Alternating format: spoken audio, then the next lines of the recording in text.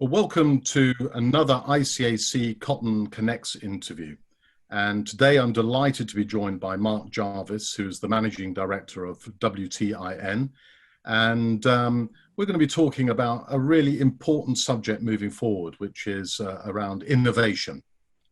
Before I start, Mark, perhaps you'd like to tell us a little bit more about WTIN. Sure. Well, hello, Kai. It's good to see you again.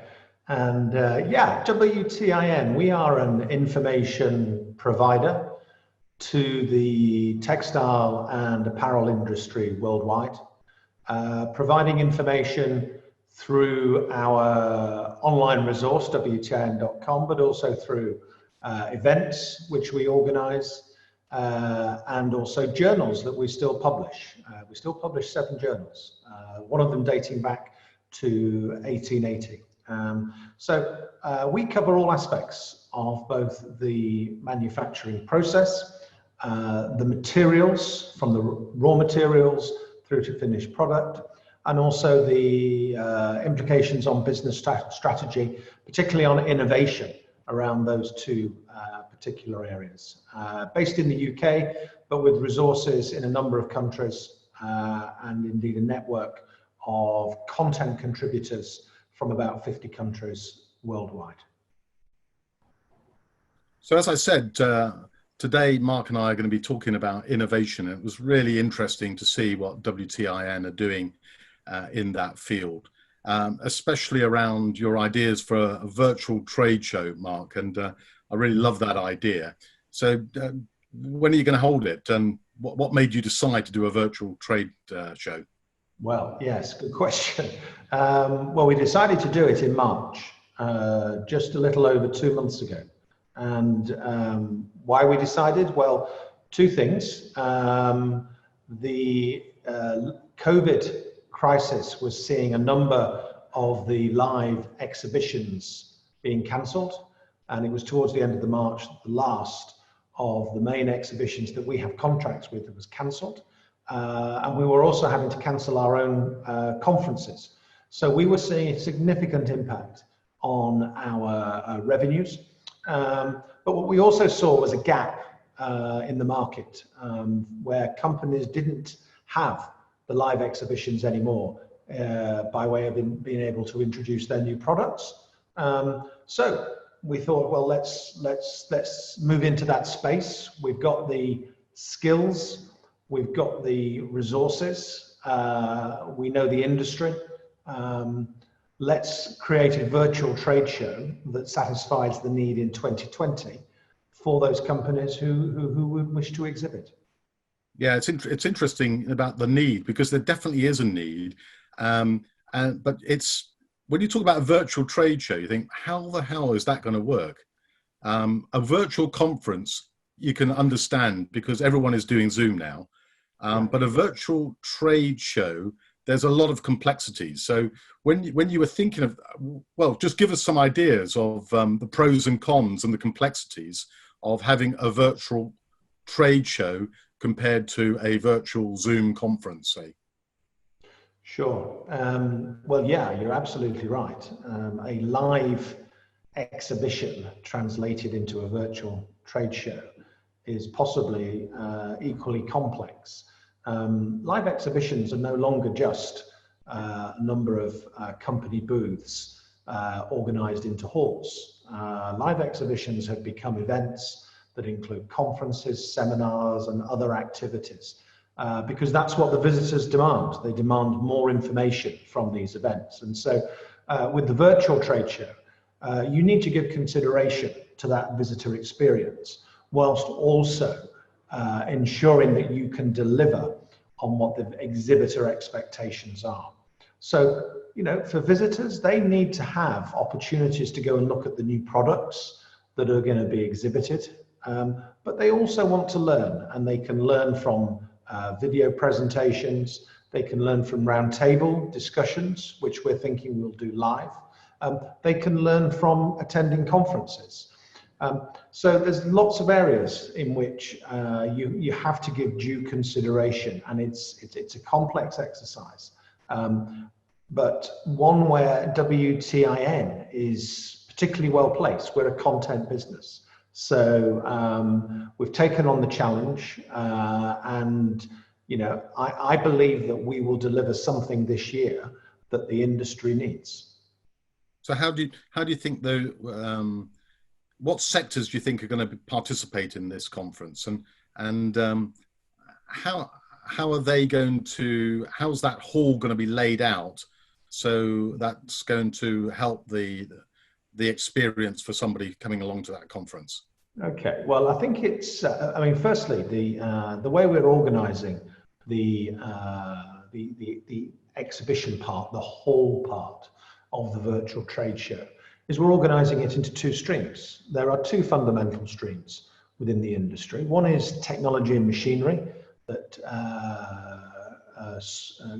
drive the process, and the other is materials from raw fibres through to finished product. So the organisation is fundamentally under those two streams. And then, of course, within the textile manufacturing process, there are a number of stages, whether that be spinning, whether that be weaving, whether that be finishing, etc., in which companies can select the category into which they fit, and the same on materials. Whilst we don't seek to represent visually the physical nature of an actual hall, we certainly intend to organise the exhibitors into a structure that visitors are familiar with. So does that mean you'd click on a map and then you're in that room and then you'd get the content of that room? Is that how it would work? Not quite, no. I think what we've decided here is to take the parts of an exhibition that work and are of value to the visitor, a live exhibition, and to get rid of the bits that are, to be perfectly honest, a waste of time or effort. So, we're not going to have 3D avatars of yourself walking around a 3D rendered exhibition hall. That's just recreating what actually in a live exhibition is not a particularly useful experience. No, we want people to get directly to where they want to be. So there'll be some elements that perhaps are familiar from a live exhibition, but there are other elements that will be driven by the technology and the fact that we're on an online platform. Okay, so it will be live effectively. Really? The event will be live, and if you wish, in fact, in that it's accessible 24 hours a day. There will be times during the event when there will be live events taking place, whether that be a round table or perhaps a special presentation by an exhibitor. So it's important to, we believe, to have that element within the event in order to bring visitors back on specific occasions. One of the, we're looking at holding conferences later on in the year as well. One of the complexities that we're trying to grapple with at the moment is language, especially when we normally would have to translate in the 5 UN languages. How do we do that? How do you do simultaneous translations when you're doing something online? Have you thought about that? I'm asking you for help. Yeah, I'm not sure I can give you a solution for simultaneous translation online, although there may be one. But we're currently running a virtual conference, and the approach that we've taken is that it's a 25 speakers making 30-minute presentations. It's a rich source of information, but they've all been pre-recorded for practical reasons, as well as being able then to make them available over a period for the delegates. But once you've pre-recorded a presentation, it's a relatively quick process to have that presentation subtitled and subtitled in different languages. So that's the approach we're taking for the video element of, for example, a virtual conference. And of course, on a website, which would be the main platform for the virtual trade show, you have those translation tools that are now, readily available and relatively straightforward to implement. So certainly for our virtual trade show, it will be available in all the important languages for the industry. And I suppose for a lot of companies, the important thing is to be able to display their services or their goods through a trade booth. How are you going to do that? What's their trade booth going to look like? Yeah, well, like a normal exhibition, the booths will all look very different. So there will be a variety available from us that will be 3D rendered in a similar fashion to a booth at a live exhibition. But there'll also be some that will be more of a LinkedIn style page. So rather than go for the sort of the 3D representation of a booth, just go for putting that information in front of the visitor, depending on what that exhibitor wants to do. And also from some early conversations that we've had, some exhibitors want to build their own booths. So the space, the real estate, if you like, within the exhibition would be purchased, and the exhibitor would provide us with their virtual booth, which we would then place in the space within the virtual trade show. So in some ways, very similar to a live exhibition then. So will it be similar in that, what are the attractions that, for me as a participant in a trade show, is going around and getting all the freebies? So does that mean then that I just have to put in my email and they'll send me the freebies, so I don't have to have a whole suitcase packed full of freebies trying to get home back to America? It'll certainly be a lot easier than that. We thought of that, actually. We're going to, well, two features, actually. Firstly, the one you're describing, the virtual showback. As you go around from booth to booth, you can certainly view PDF files of a brochure, but you can also click on a little icon that will put it into your virtual showback for you to then, at the end of the event or when you finish visiting all the booths, you can download in one zip file. So that's a neat little and easy feature to include that replicates what you do, what we all do at a trade show. But one of the other things that we're going to be implementing is a visitor incentive scheme. This I find really quite interesting. So we want to encourage visitors to find the real nuggets of content that are within the trade show. Now that's the video content in the conferences or in the seminars or the round tables, but it's also the really interesting content, a new product perhaps, within an exhibitor booth. And by going around and discovering those, and by that I mean looking at those, then the visitor collects points, and those points will be exchanged by the visitor into, maybe a little goodie from a particular company, maybe a free 3-month subscription to WTIN.com. But I think in seeking to try and offer something for the visitors, we do that quite nicely with those two features. But the trade booths themselves, they normally work with an interaction with the delegate who's asking questions. So that can't happen in real time. So how is that going to happen? Because that's the value, isn't it? Yeah, absolutely.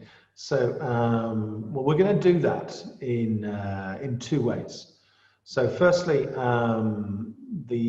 perhaps the more basic one is having a chat function on the booth, and that will work itself in two ways. It'll either be live, there'll be someone from the exhibitor at their computer taking those chat inquiries as and when they happen, perfectly normal sort of operational methodology there, or there may be some sort of chat robot type functionality built in for when they're not online, because of course some companies will maybe only have an office in one region, and so 2/3 of the day they're probably going to be offline. So we can handle those sorts of immediate inquiries through chat, but there'll also be a video meeting functionality using something like this platform, something like Zoom, where probably the visitor would pre-arrange or request a meeting with the exhibitor, and that would be scheduled, and that would then take place. Again, though, within the context of the virtual trade show. So you're absolutely right in asking that question. You know, interaction is important. And whilst the visitor and the exhibitor can't shake hands like they would in a normal live exhibition, they can, as we've all learned in the last 2 or 3 months, communicate very, very effectively via these video conference meetings. Yeah, I could see a downside, Mark, which is that they won't be able to buy me a beer. So perhaps I'll need to get points in my bag for beers later on. Well, when I have more detail, one of our exhibitors has already asked if they can run a live event where they will pre-supply a bottle of beer to certain registered visitors for them to have a networking live event, including the real beer. That's brilliant. I know. What about if you want to network with other delegates at the conference? How will that work? Yeah, probably that's going to be facilitated through the areas like the seminar area, the conference area, the roundtable area. There'll be opportunities there for the visitors who are interested in those common themes that they're looking at to connect and to communicate as well. One of the things I find amazing now is in this COVID-19 era is how we are taking things that are already happening and bringing them together to produce a better product, or using that to work in a very different way. And a good example is this Zoom that we're on now. Before, we would have only used Zoom for our whatever it is, board meetings or whatever. And now we're doing it all the time. And sometimes you can just sit there and think, why didn't we do this before? It's almost obvious, but we've not had the thought to apply it in a different way. I think a lot of us are thinking that. Yeah, I think we've all learned a lot in the last 2 or 3 months. And the new normal won't be quite as it was before. And I think you'll see, not just businesses, but the way that we work with customers and partners becoming more of a hybrid combination of face-to-face and online. I don't think for the foreseeable future we're going to go back to spending 5 days a week, 9 till 5 in the office, or always traveling to meet a customer or a partner, when we've realized that we can facilitate some of this online. Yeah. And for me, I'm paying great interest because we want to hold our own online conference, not a trade show, not as ambitious as you, but I'm sure that we'll learn quite a lot from when you hold your event. So when is the event? When's it going to happen? Sure, yeah, 15th to the 30th of October.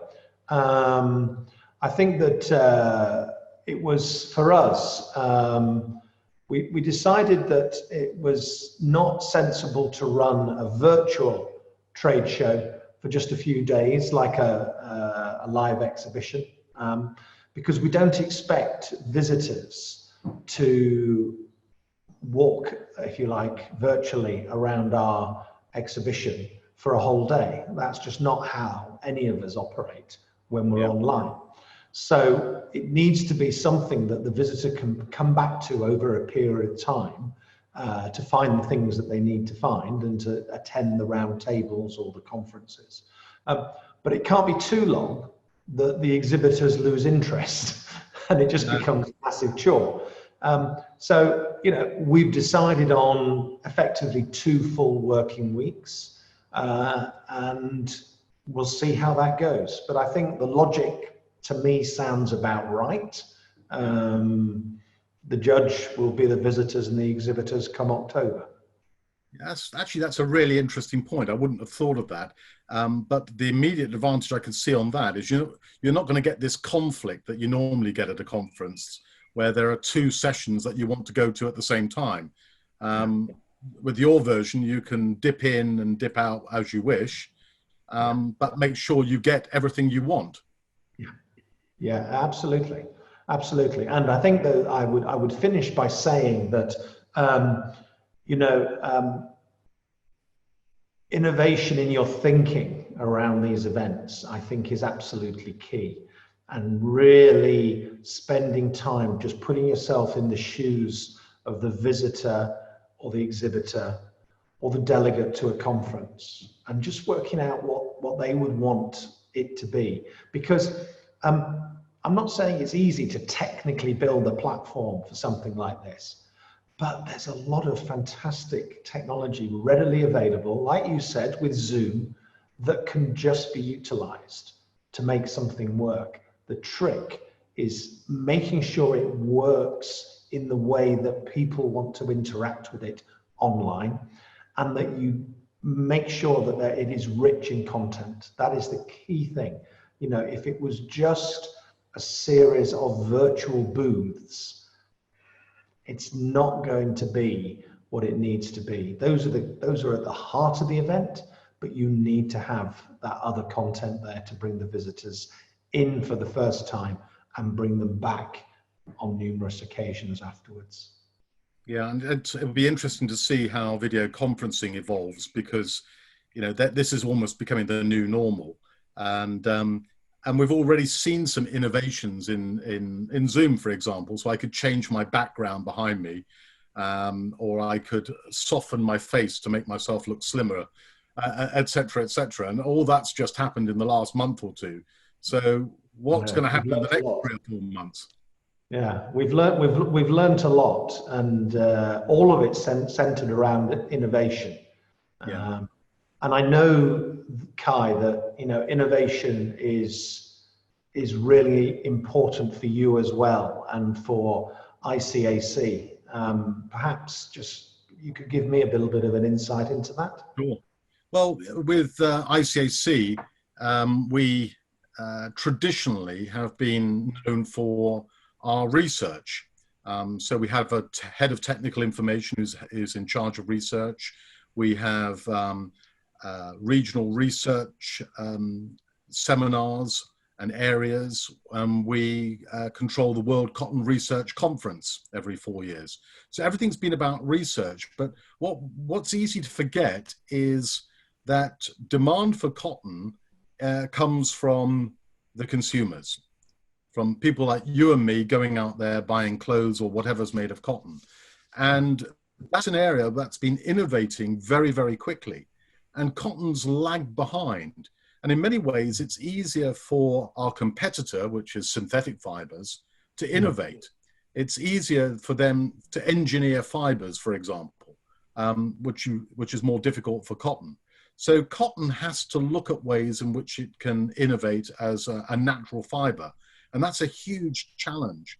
And it's an area that I'm really keen that we start looking at and really concentrating on, so that we can raise the profile of cotton against our competitors of synthetic fibers, but also increase the demand for cotton, which is obviously important for us as well too. I mean, I've become aware that you've developed a couple of quite innovative products recently. I know one's an app, but I wanted to ask you first about your virtual reality training program. What's all that about? Yeah, that is totally unique in the cotton world.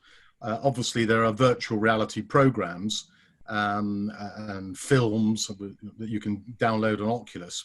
But what's really interesting about virtual reality training is I got the idea because I saw some training programs, and but the training programs were around teaching people how to operate things in a dangerous environment.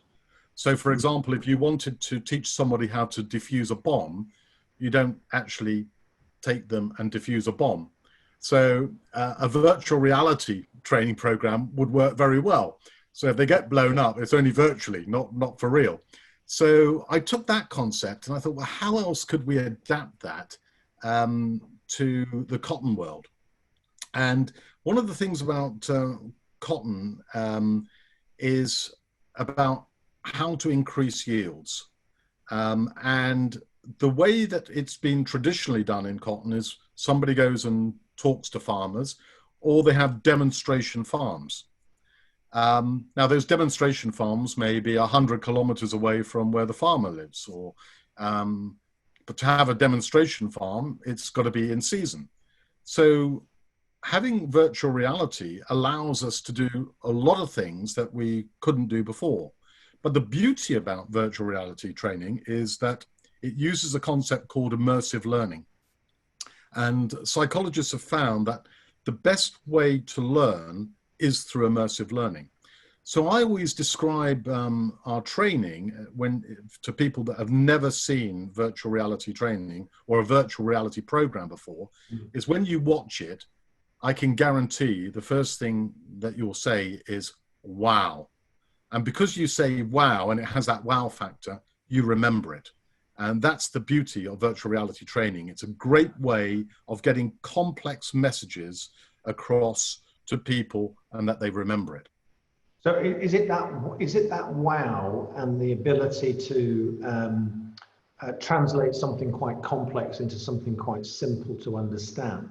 Is that why you went with virtual reality rather than, say, a film or a video or the like? Yeah, because it's with a film, you're just watching it. So it's like a PowerPoint presentation.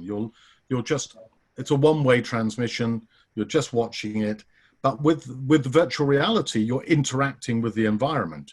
You're looking around, looking behind you, looking down at things. And we've got two modules, and maybe I'll tell you a little bit about those two modules because it will help you understand the benefits of that program. So one module is around increasing yields, and the other one is around pests and diseases.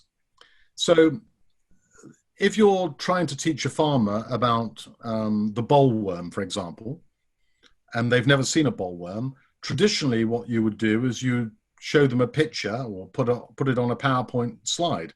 And that bollworm on that PowerPoint slide is about that big. When reality, it's that big. So how do they spot it in its natural environment? Well, the beauty is with the virtual reality is they put on their headset and they can go and look right down at the leaf and they can see that bollworm or whatever that pest is and go right up close and see what it actually looks like in reality. And more importantly, they'll be able to distinguish between beneficial bugs and pests. So again, it's putting the person in the environment that they're going to see the pests, the bugs themselves. So they'll know what it looks like. With the increasing yields, as I said, you normally would have to have a demonstration farm. So you would have to bring that farmer back when the season started and show them at different times the stages. So you'd have to bring them back maybe 3, 4, 5 times. With the virtual reality program, you can have all those stages at the same time. And it doesn't matter whether you show that program in December or June, or whether it's raining, or you show it to them in their village, or in a classroom in the city. It can be anywhere at any time. And again, that's the beauty of that, of virtual reality. It's so adaptable and flexible. Anywhere. Interesting. I know a lot of your work involves providing assistance to some of the least developed countries in the world, places in Africa, for example. How can a smallholder farmer access such an expensive technology like virtual reality? It's interesting that, because the expense is in making it, is making the virtual reality film. Right. And the actual looking at it can be very, very cheap. So you can buy these little, I don't know if you've seen them, like cardboard boxes that you put your your smartphone inside Yeah. and then put it on your head. Well, they cost $3. So it's accessible. Now you could go up market and buy an Oculus at $500. Yeah.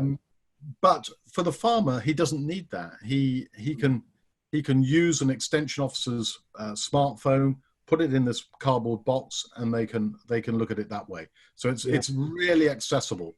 The expense is in making the virtual reality film. Yeah, yeah, I'm sure it is expensive. And I have seen those cardboard devices that you put onto your phone, and they do work extremely well. The quality of content on smart device screens now is excellent, almost HD quality. So I can see how that would work. That's clever. The key to that is actually the film itself, because it's very easy to go and buy yourself some camera in your local electronics store and think you're going to make a virtual reality film, and of course you can, but in reality, when you're looking at it, it's going to be rubbish. So you need to have a highly professional film made, and that's the real key, and that's where the expense comes in, unfortunately. So for us, when we're producing this virtual reality film for both those modules, we actually have a professional TV crew and a director who are doing that for us. In fact, the cameraman is an award-winning cameraman. So we know that the quality of the film they're producing is the best that we possibly can buy. And in addition, for some of the technology that they've been using, they have innovated to get in really close to these bugs. So they've been using technology, they've been adapting technology to do this that's not been around in the film industry. So we have been innovating even in actually producing the film. Oh, excellent. And so what other aspects of virtual reality is useful, do you think, for the cotton industry? Well, apart from these sort of aspects where you're bringing it to a farmer, we could, for example, use virtual reality technology in a different way. So another way that we could use it is to have a virtual reality laboratory, for example. So a lot of researchers, especially in areas like Africa, won't have access to a lot of the equipment that a well-equipped modern laboratory will have. So they won't know what's out there. They won't know what they could do. They won't know what machinery can do. So this would be another opportunity to have a virtual laboratory, not a real one, but like a cartoon one. I call it a cartoon one, but CGI one, where they can wander around from apparatus to apparatus and actually operate it and see what that piece of apparatus can do. So you can use it for learning in that respect. Interesting. Sorry, I interrupted. No, go on. I was going to suggest actually just talking a little bit now about your app.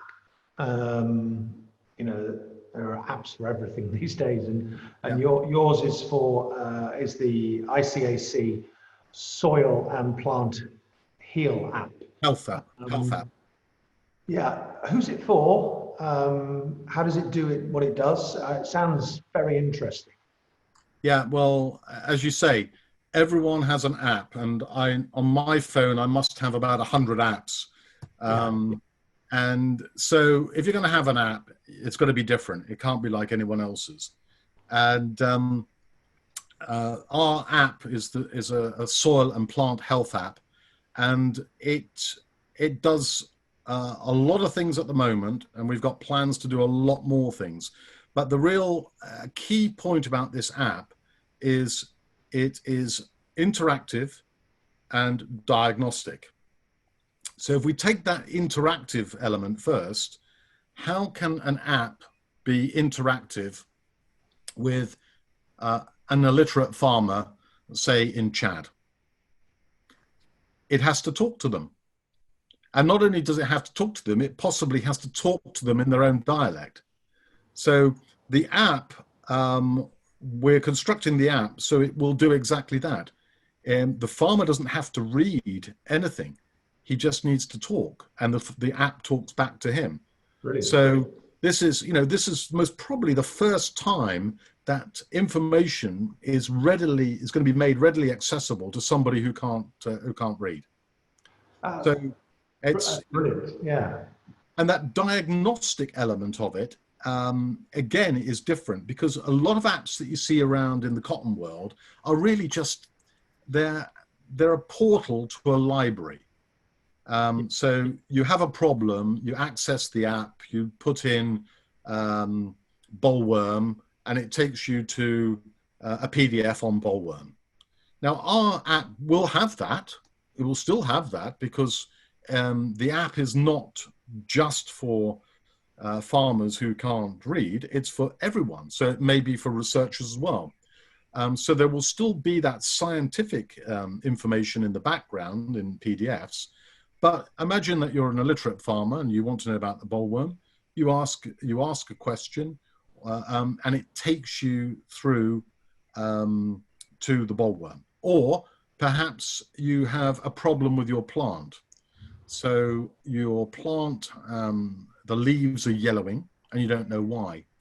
So again, you say you've got yellowing leaves, and the app will take you through this diagnostic process, asking you questions, and will tell you what's wrong, and may tell you at the end, well, you're deficient in this sort of nutrient and you need to add that into the soil in such and such a quantity.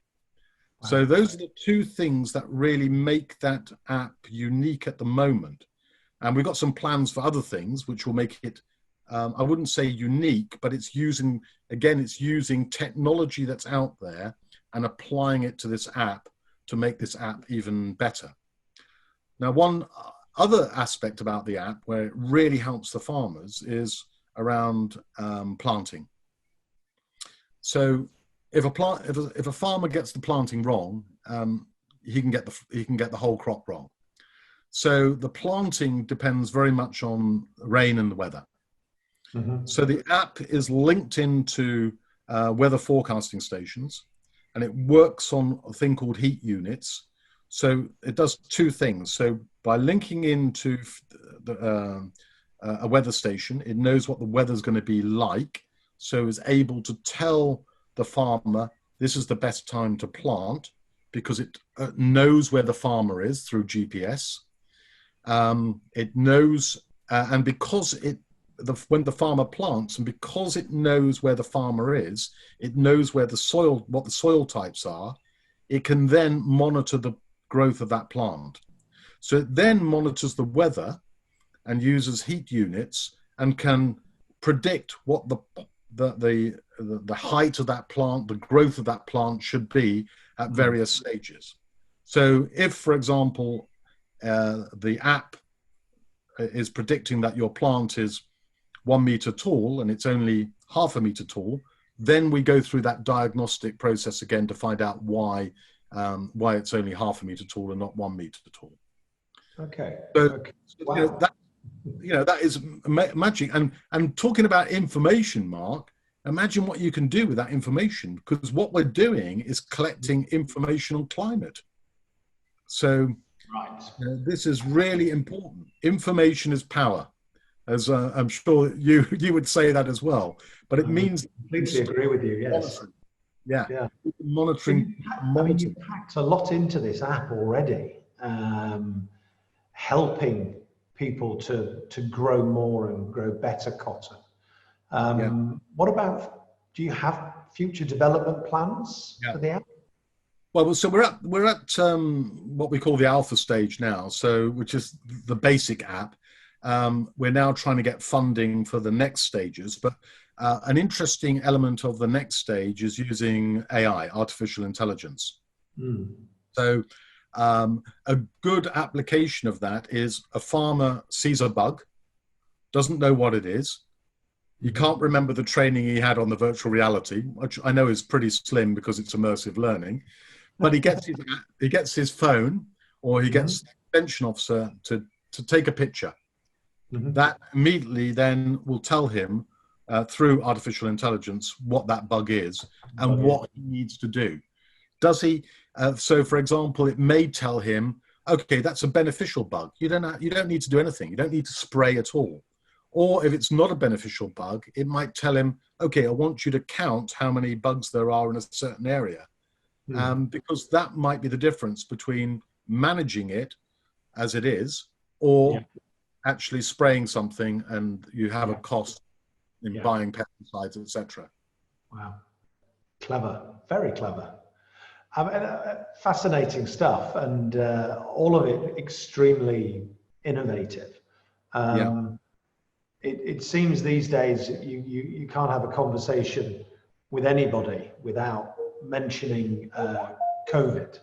And I just wondered whether as a result of COVID or how COVID has affected ICAC, and whether you're exploring some new ideas and maybe doing things differently in the future.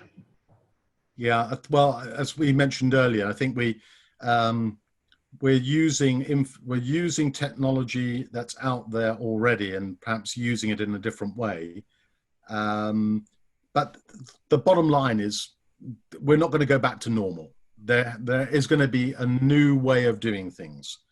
And so it's really important that we innovate, use technology, and that we actually take this opportunity to take a leadership role in cotton moving forward by using this technology, which is why I'm really excited about what you're doing, because that's really groundbreaking stuff, and it's going to really set the standard and bring the rest of the cotton industry behind it.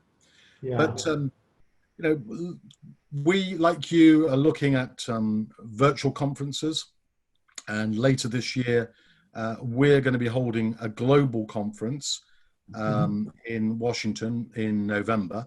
And one of the things we've been discussing is whether it's a physical conference, or it's a virtual conference, or in fact it's a hybrid conference. Now, this global conference is really going to be key for the cotton industry because it's all about recovery. So we want the maximum number of people there to attend, and we want every sector to attend.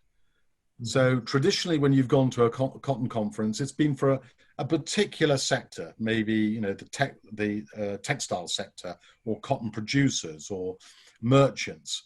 But this time, this is an opportunity to bring every sector from cotton producer to retailer together in a conference to talk about one thing: how do we recover? What do we need to do? And what do we need to put in place for the cotton industry to recover, the cotton and textile industry to recover? So that global conference is really important for us. And some of our other conferences, exactly the same. Why do we need to just restrict it to a physical attendance? So our plenary meetings, our World Cotton Research Conference, which is going to happen in October next year. Again, a hybrid model makes that conference more accessible than ever before. So it makes sense to do that. But yeah, we also are using the technology to communicate and engage in a new way with our members. And it's almost surprising that we haven't done this before. But we've been using Zoom to hold meetings with our member countries. Whereas before we would have traveled out to that member country and we would have done the groundwork when we got there. Now we don't need to do that. Now we can do all the brainstorming and the groundwork before we actually go and present solutions on the trip, as opposed to coming back having done the learning and think, well, what can we do? What can we put in place? So it's making us more efficient. It's making us connect in a different way.